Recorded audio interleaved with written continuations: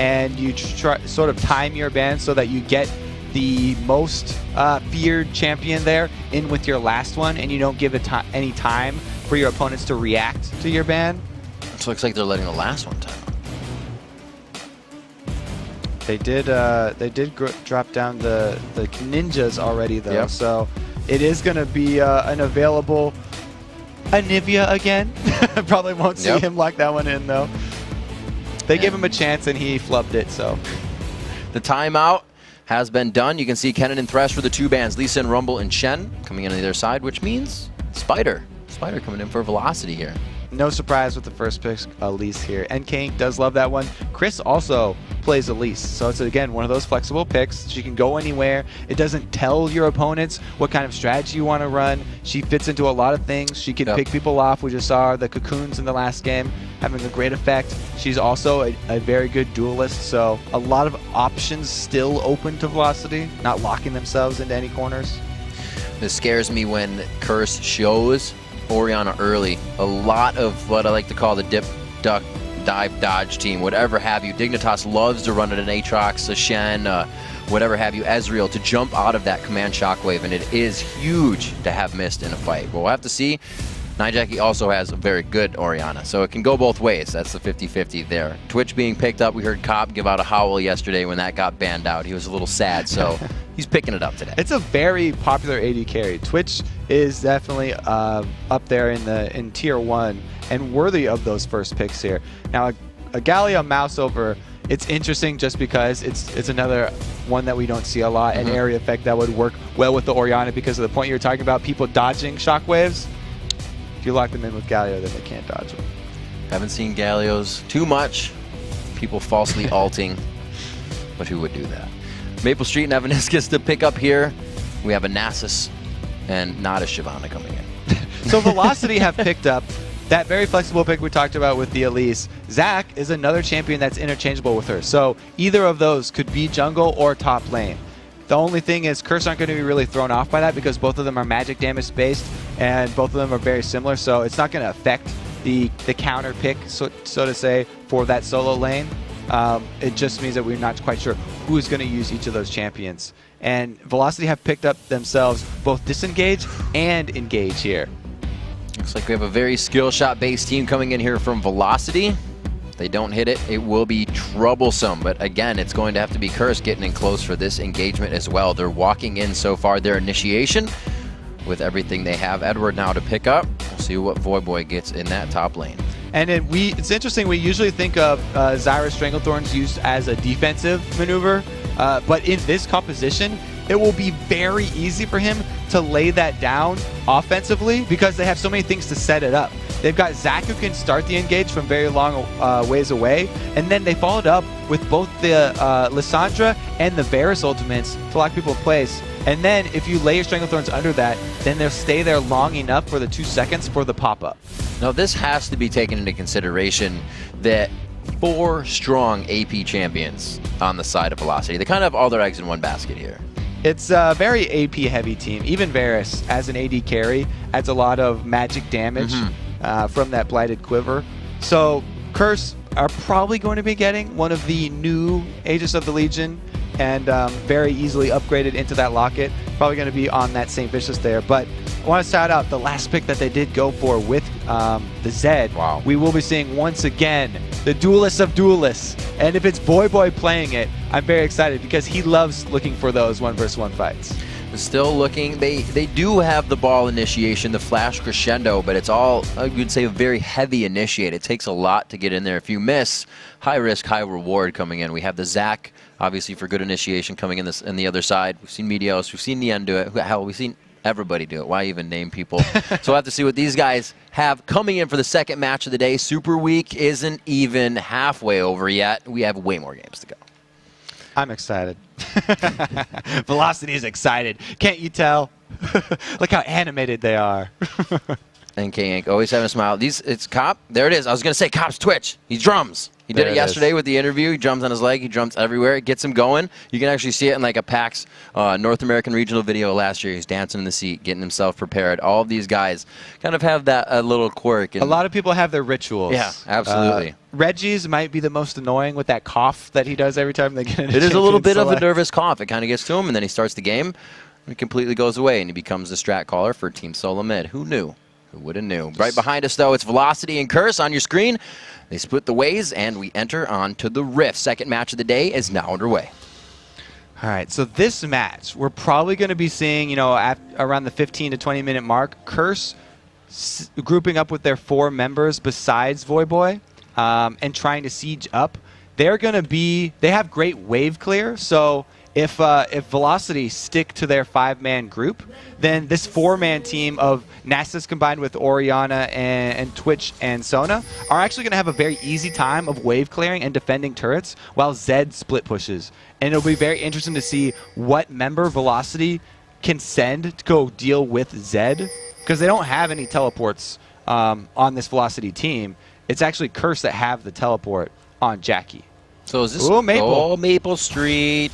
Is this going to be going into a Hydra in the end for Zed? For Zed, it could be. The auto attack reset, or it's a free auto attack, is what it is. When active of either Tiamat or Hydra is actually very good on Zed. It adds damage just to the death mark, just like any other item active does here. Ooh. So it could very well be a Tiamat. Oh rush. no! Echo is going. Echo yesterday he got hit up on a Nivea too, and today it goes to Edward though. I just kept talking because I figured he was flashing over, but he hesitated until the last second to flash even after he's already going down from the ignite. That was rude. He even said good luck, have fun, yo, in chat. He was the only one. Oh, that's why you don't type at all in the LCS. So 1 kill coming up very quickly, and it will be acted on. That was a back Jackie. He picks himself up a Fairy Charm, actually, to get going in this lane. And that will be very nice for him on his way to an Athene's or that Morello. Well, like yeah, the first blood there, picking up by Edward. True to form, grabbing up the last hit. He did have the ignite ticking. I'm not quite sure if he overwrote Voyboys. It looks like it's a little bit less on the cooldown there. So he was able to grab that with the auto attack. I don't think they can get in far enough to pressure this. Oh, they did! They pressure his smite. He didn't know what was coming on from the other side, so we'll have to see how they utilize this. Saint still working with his. And we actually have Zyra helping out with that one. So Maple Street is currently solo versus Jackie down here, and he's just fine. Varus versus Orianna, they could actually leave that 1 versus 1 for a while, and he'd be okay until the jungle pressure does come in. Now, for a factor of this, why do we see supports going with the AD carry and not somebody else? So the whole now we're going real deep here. This is the very beginning of League of Legends. Back in Season 1 and even before Season 1, we didn't have the solid meta of supports always going with AD carries. Right. And it wasn't until players on the North American server collided with players on the European server in international tournaments, where the whole meta of supports going to babysit AD carries came about. Europeans had this bright idea to send an extra champion with one of these very item-dependent champions that all these AD carries are classified as to help them CS in the early game. So it's all about them just providing a padding for the early weak game of AD carries. These champions are very susceptible to being all-in or ganked early, and that's why they bring a support with them to help them through the early stages so that they can get the CS and get the gold, because those same champions scale the best with items. Well, it seems to have worked, because many a story can be told to our nieces and nephews this day. Yes. 4 minutes into this one, no stories to be told just yet, except for a very fast first blood on just a waltz through middle here for Curse. Echo is looking to come back from that one. He's already, again, been kind of taken out of the lane, coming back with a ring, and he also has the flask, so he's trying to stay there as long as possible right now. Yeah, that's a pretty interesting history lesson, actually, because, Dota's got a different sort of system where they have tiers of supports, and some of them are full supports and they only buy awards and stuff, and then there's like half supports, like they have the number 1 position, 2, 3, 4, and 5, and that's kind of how they judge how much gold you get. It's very interesting how the different games operate and distribute the gold. We'll see how they distribute it this time. We have both of the AD carries not playing like we see Sneaky from Cloud9 play. Both of them, Comp and Maple Street, like to farm up very much so and are those DPSers for the team. Chris getting very close because NK Inc.'s on the backside. They are not focusing their damage though. He couldn't get to Edward, so he had to go for Cop. They disengage. The Elise Zac combo does get the flash out of Edward though on the squishy Sona. She's extremely vulnerable right now and will have to play a lot more defensively. You can see Cop and Edward both talking to each other as those came. They just hit 4 together, at least Cop did. He is low on mana, but enough to get a flask out and really stop an initiation. So they feel like they're safe enough for now. And NK Inc.'s doing something here. When you go into this bush, the AD carry and support are never quite sure if you've actually decided to recall or if you're still in there. So Cop does a smart thing there, throws in the Venomous Cask. And NK Inc. decides to wait it out once again.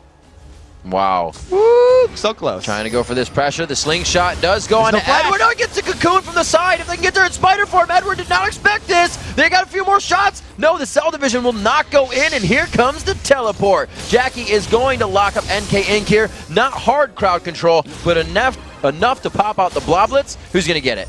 Who do they leave it for? Edward. Oh, Cop not going to give it to him. So... patience may be a virtue, but it did not pay off for NK Inc. there. He waited so long to get that gank off, and in the end, they beat a double kill for it. Edward doing an amazing job staying alive there, even without his flash available. The ward only in the top lane there for Velocity. They went in on that quite hard without having anything in the river. I'm going to make sure I'm not blind here and it's sitting under the other ward. Good, it's not. So it was no wards for Velocity there.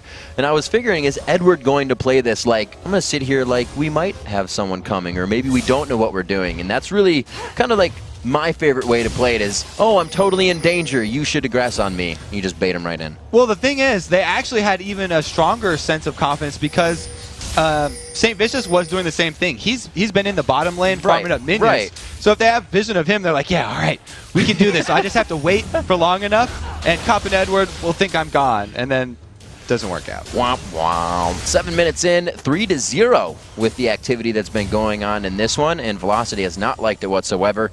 10,000 gold to 8,500. That's your gold lead in favor of Curse, but still no turrets have been dropped. We are coming up on that 8-minute mark. And that diminishing turret armor, so we may see a bit more of the dive and engages so they can get that turret, maybe work on this dragon. And we haven't really talked about this before, but the switch of sending Zed to go versus Lissandra instead of Orianna was not only because of the AD carry and support switch that went up top there for Curse, but because they don't want Jackie having to deal with that very dangerous lane versus Echo, where Echo could easily set up a gank attempt from Zac. Lissandra can lock you in place, and then that enables a very easy elastic slingshot to land from NK Inc. And is this kind of, you see Lissandra, obviously a mage, uses mana, would go for the Doran's Ring for a little bit more HP instead of a Chalice, just as Jackie would? Well, the Doran's Ring is a much more offensive early start for the AP mages than the Chalice. Chalice will give you that magic resist, but since he's going up against Zed, doesn't need magic resist. Right. We'd rather have that extra AP for the kick. We'll see if he can get that kick to go. Not getting help from NK just yet, but he is on the backside. And they're going to try to throw this one over the shoulder, possibly. But NK is going to stay in his jungle, so no aggression there just yet. Chris trying to hold off on this top turret, and you can see that turrets in the top and the bottom lane have been taking more damage throughout these lanes as these players are pretty much figuring out the 3.10 patch a little more. Like we said, coming into this week of LCS, yeah, the players played it on live, but it's a learning experience here in the stress of the studio. And the top lane here is actually the one going to go down first, and that's helped out a lot because of that double kill. I mean, well, not double kill, but 2 kills that Edward and Cop got up there. So, and this is huge if they can keep it. If they can switch back down to the bottom lane, you have that support back onto Dragon, and Velocity is lost without that tower in the top lane. And like we said, with no global teleport here from Velocity, whoever's up in that top lane is on that island by themselves, and they won't be able to join. Whereas Curse could easily send Jackie, who's been in a side lane already, up there to deal with him. And he's got Summoner Teleport that will be back available in another 20 seconds. Yeah, like he's more than happy to go mid. Now he can just roam. He doesn't have to use that again. It's already got him a kill, so using it efficiently. 10 minutes coming up onto the clock. It looks like Velocity will finally get an answer back.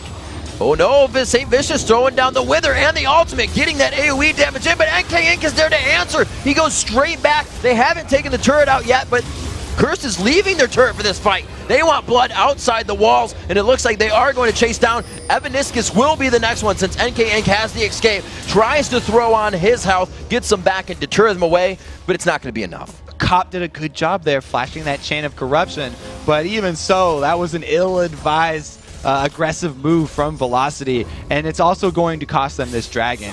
Without the presence of their dual lane, it'll be suicide to go try and contest this dragon. You know, Jacoby, we just talked about it, them switching back down to the bottom lane, the power of that duo, especially Edward now that he is level 7, that crescendo completely used in that fight. fight. He went for the suicide He didn't move. get it. Oh, he has to flash out. NK Inc.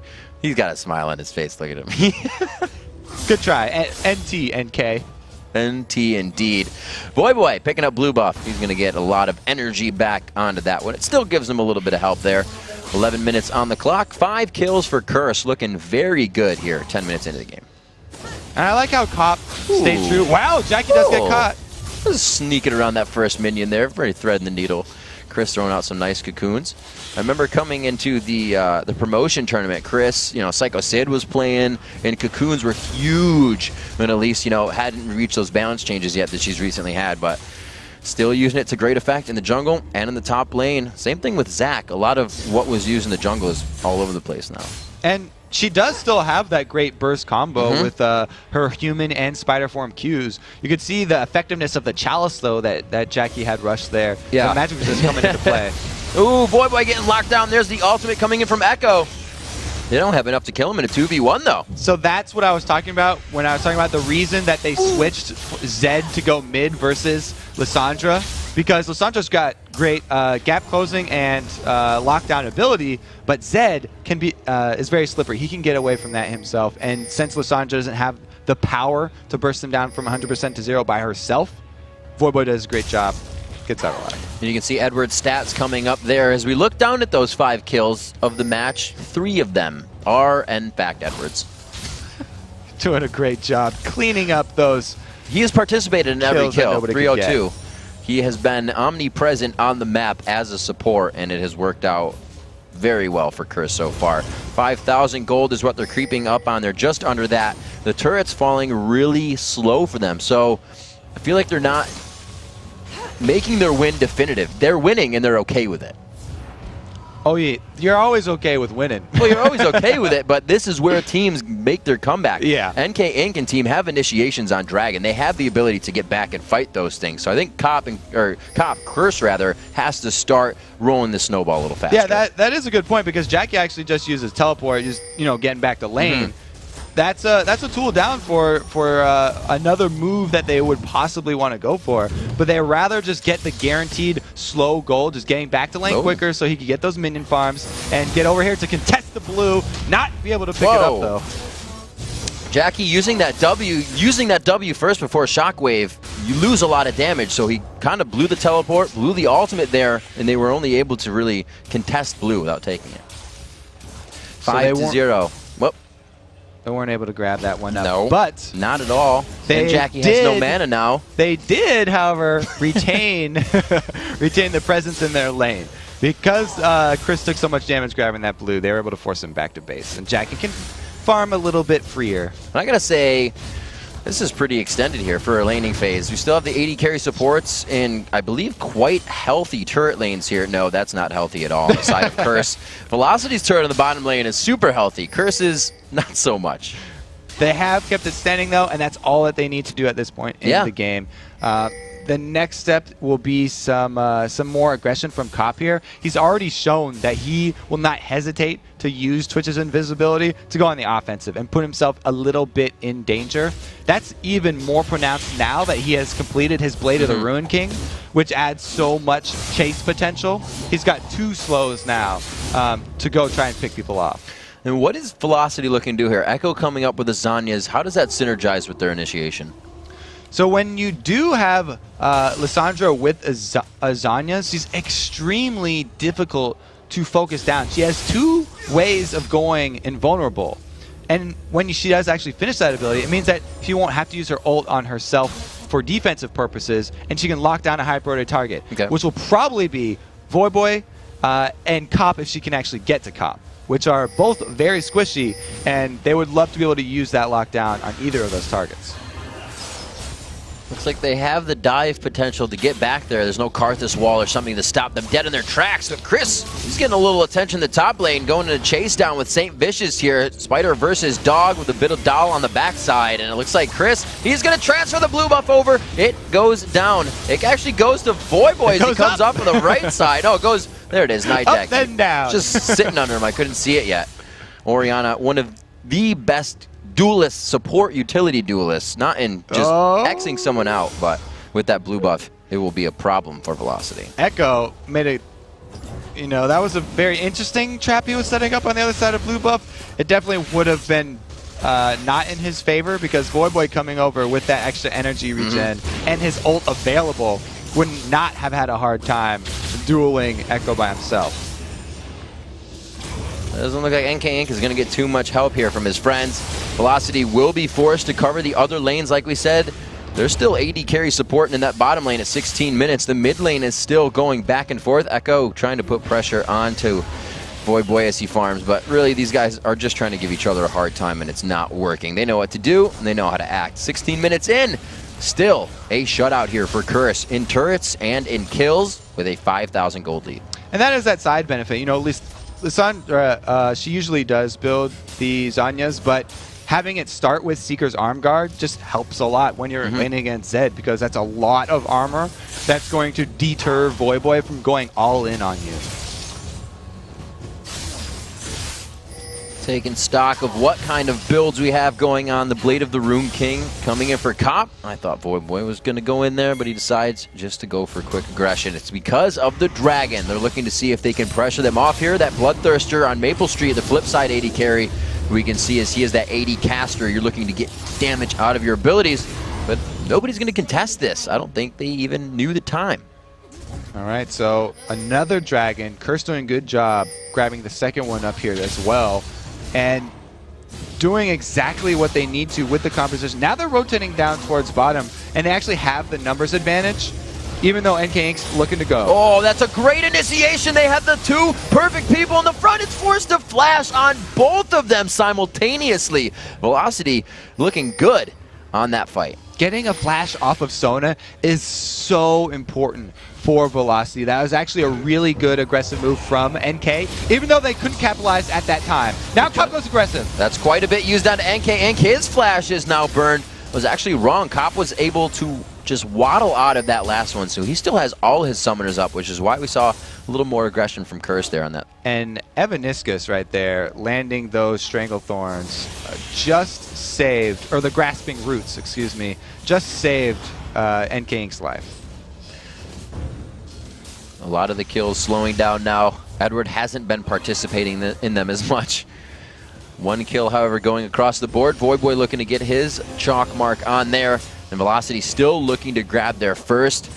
They've been positioning a lot better than previous fights. Evaniscus, usually the one to get caught out and go down. Him and Maple Street are really staying on the buddy system this time. They're 176 to 150. They're looking to be able to take this down a little bit later. Yeah, and the reason Velocity seem to be sort of floundering around right now is because their team, they were really looking to, at this point in the game, be able to go with a team fight so they could make use of the amazing initiation that Lissandra has to set up their Varus ultimate into their Zyra ultimate and Zac bouncing around. But since they're so far behind this early, which they did not expect, it's very hard for them to win a big 5-on-5 fight, and they're having to spread out and look for picks where they actually have the numbers advantage. Ooh, there's the one invulnerability you were talking about. He won't have to use the second. Actually, doesn't have the second. The Zanya's is still quite far away. Forgot we're only 19 minutes into this one as it chugs along. We're going to see what they can continuously do. As we see Velocity knowing they have that engagement, well, actually knowing Curse knowing that Velocity has that engagement, they have that. How long is it okay to keep this laning phase going until it starts to hurt you? How long is it okay for Curse? For Curse, because yeah. Curse are fine with this one because Velocity have very little options, and they're fine with continuing to farm out each of these lanes because they're winning each of them, and their gold lead is only going to slowly increase. What they're doing by not making the move themselves is forcing Velocity to make a decision where they put themselves out and make a little bit riskier of a play and allow Curse to capitalize on it. Curse has been quite sure about their strategies, their engagements, and their gameplay. This is definitely the Curse we saw at the beginning of the spring split, the one that made that run, the one that held first place for quite some time.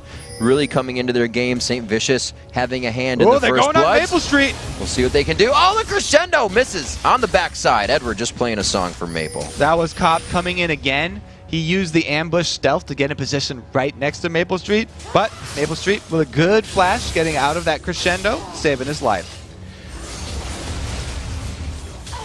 St. Vicious cleaning up his jungle. The same thing goes for NK Inc., but he starts to hover towards the bottom side. They may be able to activate an initiation here.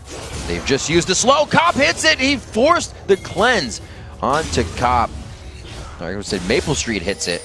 And in VES ultimate, probably one of the most missed ultimates of an AD carry. It's hard to hit, as well as the grasping roots. You know, both CC abilities from that duo lane are skill shots, and they're fairly difficult skill shots to hit. But that's still why you bring the cleanse, because when they do hit, that could easily be your life right there. Without that one, that could be one dead Cop. So the difference between taking cleanse and taking barrier is a lot of lane power here. Good grasping roots. Something you see a lot is when you get that jungle presence and he leads, you reinitiate on that. St. Vicious reading this like a book, and they're able to come down. Edward picking up his 4th kill of the game. Edward with 4 kills, and the rest of his team with only 3 kills combined. He is definitely doing his support carry job very well. The man brings Ignite to the game. What do you expect? Boy in the mid lane, he was just kind of sitting there, maybe doing some window shopping, but he gets himself out of danger. Global gold going in favor of Curse as they increase their score to 7-0. Just another great example there of why Curse switched Boy over to the mid lane here to deal with that lockdown potential from Lysandra and Zach. I can only expect that he was kind of watching the engagement in bottom lane. It always makes me chuckle when you catch pro players doing things like that. Boy, still with that blue buff. He has been making sure to grab it up, whether he's denying that. I'll actually look over at Jackie and see what he's rolling with. He does not have a blue buff, so it is going over to high. Echo and team not utilizing that Zanya's now that they have it up. I think they need to start engaging a little bit more. Yeah, Velocity have to make the move. They're the ones that are getting desperate right now. And one place for it is a manaless Jackie. We'll see what we can do. I don't know if Jackie has a broom up his sleeve to take the spider out, but he definitely has a dissonance, enough mana, and a minion. Oh no, he got blasted from the backside. Chris trying to be tricky. Is the spider fast enough? The cocoon is not. The spider explodes, and Jackie lives. Woo, that Athene's Unholy Grail Rush really paid off for Jackie. He's going to jump. He's going to do it. Shh. Is he going to guess? He's guessing there. He's going for it. He gets it. Oh, he's going to get it. There's the shield. It's going to be the let's bounce, and it's going to be the let's get out of here. Oh, Evaniscus now on the other side going to get popped by Boy. Oh, man. NK Inc. stuck with that one. Completely deserved. But the dragon on the other side, I don't think they're able to type worth on this one. Well, they were able to answer at least with the mid turret there. A little worth. Yeah. A little worth. And tiny text. 8-1 here. That getting a little hairy there, but Echo using Lysandra very effectively gets himself out of an engagement. And if they are actually able to rotate up top and get another global objective in that outer top turret, then this is exactly what Velocity are looking for to get back in this game. They need to slowly, even trading 1-for-1 objectives is great for them, but grabbing 2 here would be amazing. Boy is now at that full kill potential, taking out or getting his last Whisper on. He actually built up a Hex Drinker before that as well, so he's having a good game for himself to piece a few items in between his core ones. Yeah, even though Boy wasn't being very flashy in that mid lane, he did exactly what they wanted him to. He was a little bit behind in CS, but he never died to Lysandra, and he did draw Zach mid lane several times, relieving that threat of a gank in the other lanes.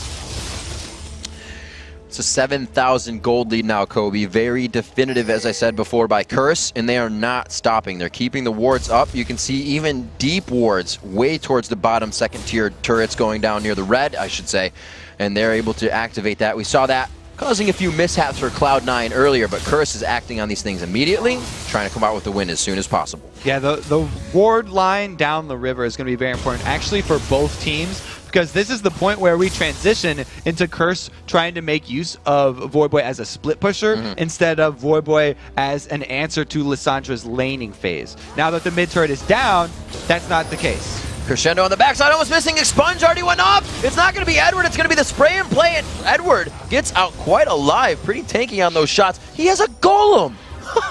Edward wanted that kill again here. He's gone with the Spirit of the Ancient Golem to add tenacity right there. And that's because he had already gone upgraded those Boots of Lucidity for the cooldown reduction. So Merc Treads are not available to him. Next best source for Sona is that Spirit of the Ancient Golem. When you think about it, adds everything he does need. Cooldown reduction on that as well. Oh, the chase there. Look how confident they are right now in the face of Velocity. That's because Nijaki teleports to the red ward that they placed. Coming into the fight, Velocity is forced to turn tail and get out of this one. Echo goes down, the flashes over the wall to follow. Voidboy from the left side finally getting a taste of the fight, and it's going to be Chris going down as well. I thought they were finding more, but Evaniscus decided to turn around with Maple Street. They've had a good buddy system the whole time. They keep it alive. No, yeah, the game just went from an uphill battle here for Velocity to a bloodbath. Curse have just destroyed them. They've got control over the Baron area vision already, and so this move by Velocity with only 2 members in the area is so dangerous and has extremely low percentage chance of success. But since they're that desperate, they're trying to take it. They're going for whatever they can take. Good damage right there on Nijaki, the Baron. Picked up, however. Cops, like I said, are going to waddle out of this one. He's invisible. No problem there. Now these guys, there we go. Oh, yeah, now. Wow, it looked like he was. Yeah, let's take a look again. So this was a chase, and Voidboy turns it right back around onto NK. The low damage from Echo at this point, not enough to take out Voidboy, and even though he gets exhausted, he's able to come back into the fight later because he also had the shield from that Hex Drinker. And St. Vincent does a good job flashing over the wall to chase down Echo. It was just Velocity being too scattered. They thought that they were catching Curse off guard, and they chased too long. This is a very common mistake where you've already alerted your enemy to your plans. They can see where you're going. And if you continue that chase for too long, it gives Curse enough time for the rest of the members to join the fight, and they easily turn that around. Curse doubly making sure that they have even the regular wards being placed. That teleport from Nijaki has come in big in these fights. Usually we kind of see a teleport go to the wayside and it comes in for the late split push, but this has been used to initiate fights. Curse knows they're ahead, and it's really the first time in a few weeks we've seen a team push that lead as they have it. And it's not even that Velocity forgot about the teleport or something. It's that they're in such a desperate situation that they have to go for those types of plays, and they tried to make a pick happen even knowing that Jackie's got his teleport ready and he could join it. They just weren't able to pull it off in time. 28 minutes, they sit right outside the turret. St. Vicious giving out a little bit of a laugh in the top lane as these guys head in to take this one out. They got some pretty good damage on this now with Saint being able to throw out those Qs, get that cleanup on the siege coming in on Spirit Fire. So they have control pretty much at the turrets. We'll have to see if they have control at the base, because being funneled into the steps is a different story than the turrets in the lanes. Exactly. It's very hard, actually, for Curse to break through and do a turret dive. So what they're going to do is just rely on that Voidboy split push, which at this point is extremely effective even against that Lissandra, because he stacked Merc Treads plus his Hex Tech and another Negatron Cloak. So that's why the damage from Echo looks so pitiful, even in that last fight where he was able to get the full combo off on Voidboy. Too much magic resistance and no penetration, or not enough penetration from Lissandra. See what Edward is also trying to go for, possibly that Morello for him, or something else in his hands. If he wants Athene himself, he can do it. He probably will have enough money. 4-0-4, top score on his team.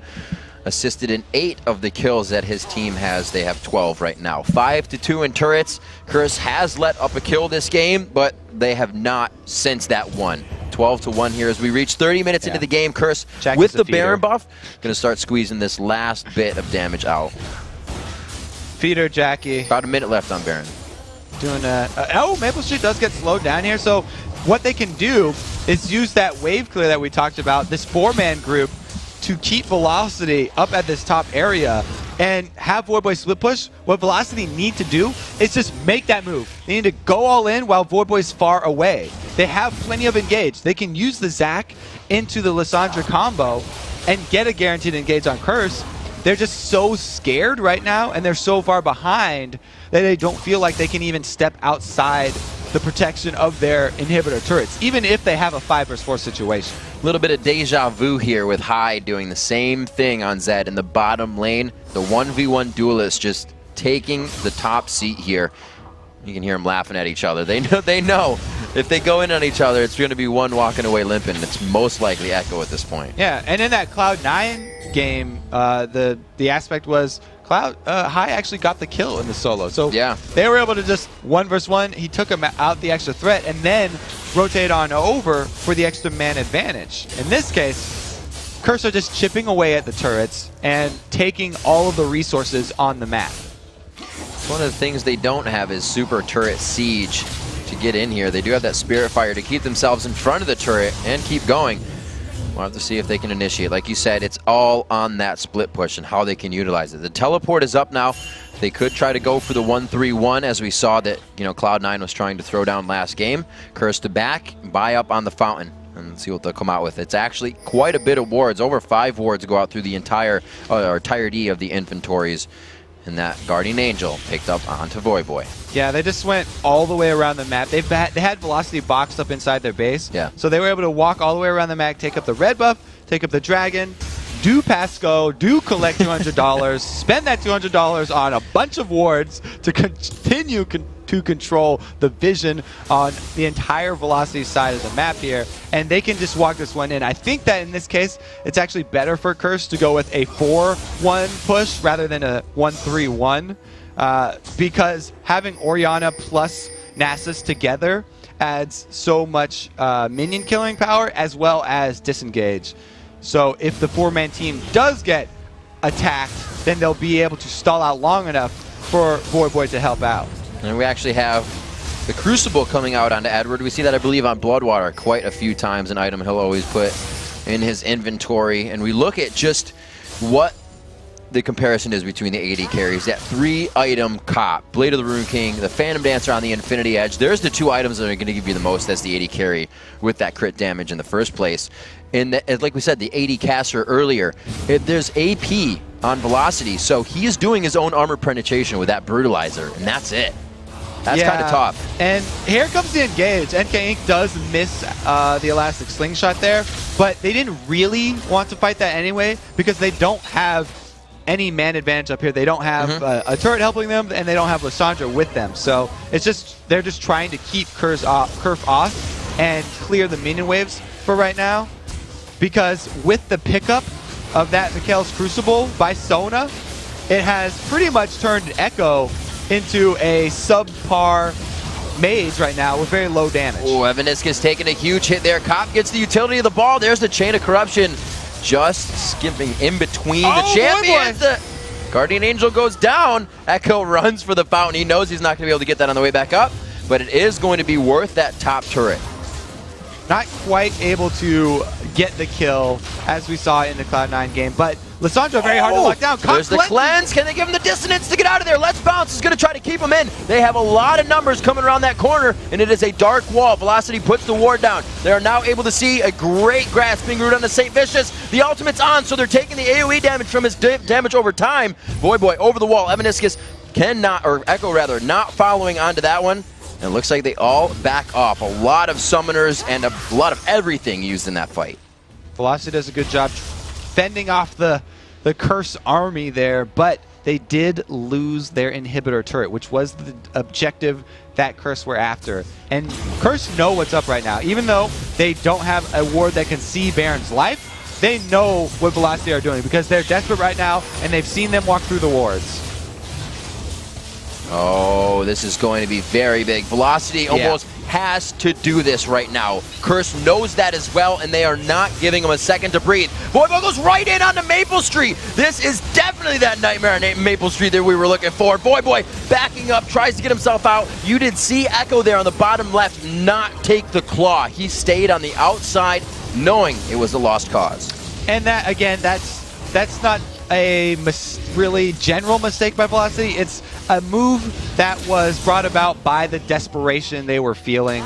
They decided to go for something. We call it the desperate Baron there to try and answer. And they would not have done that under normal circumstances. But, you know, they took the risky route instead of just turtling. Credit due where credit needs to be due. They definitely went for something they had to. Curse, like we said, acting on it as well because they knew Velocity had to, if you can follow that. Exactly. They were. Everybody knew. Everybody knew. Here comes Echo. He's got the speed boots on, but they don't have any power to contest this. Not only is there no turret up top, but there's also a Baron buff on Curse right now. And this 1-15 in-game score is also disheartening. Velocity are really feeling it morally as well right now. We've definitely seen, like we said, Velocity, well, we said being one of the teams to try new things, but more than not, they have. Maple Street's played VES the past few times, but Echo's changing up his champion pool for this Super Week. We see everybody else kind of trying to pull out a few things. Evaniscus trying to stay true, but we've seen other teams not being able to comp around the changes they're trying to make. Yeah, I mean, Echo's doing a good job. He pulled out the Lissandra. It was very popular in Europe, but we haven't seen it much in the North American LCS. So technically, sort of a new variation that we haven't seen here, and it's a good theoretic composition here. You know, they have great engage if they could actually get it together without losing so heavily in the laning phase. They never got to really the mid game where they wanted to make use of the Zac engage followed up by the Lissandra and Zyra. They never got to that point to be able to use the combo that they built their team around. And we see now it's kind of becoming a lie that I said Curse is efficiently working off the fact that they're ahead in this game. They're 20,000 gold ahead now and still being pushed off of these engagements. I know they don't want to make a mistake, but at some point you have to put your foot down and start cracking down the front door and each 3 of the inhibitors. They have the top one, which means that huge wave is pounding into the base. Every 30 seconds a wave spawns. So 10 seconds ago is a wave spawning. That's why they can focus on this turret. The super minions are not on their mind, and they're trying to hold it. And remember, Curse don't really want to chance this too bad. There's the chance has been taken by Velocity. They go right in. The crescendo hits on top of Echo. So the Stranglethorn did not do much. It just popped everybody up for a Polaroid. After that, it was Curse coming out on top. The double kill coming in for Cop. A double kill for Voyboy, and Nijaki will top it off with a cherry. And Edwards splooges out a bunch of wards just for the show. They've claimed the base as their own now. Curse gonna walk this one in. Looks like they will be able to take down the turret. This is what they said. It would be towards the end of the split is when they needed to make their run. They are staying true to their word. Edward and team able to pick up another win on Super Week. Curse really showing their veteran colors here. They were at the bottom and they needed to make a stand. It's sort of the buzzer plays that they're looking for. When it really counts, they need to pull out the wins, and they've done it so far here in Super Week.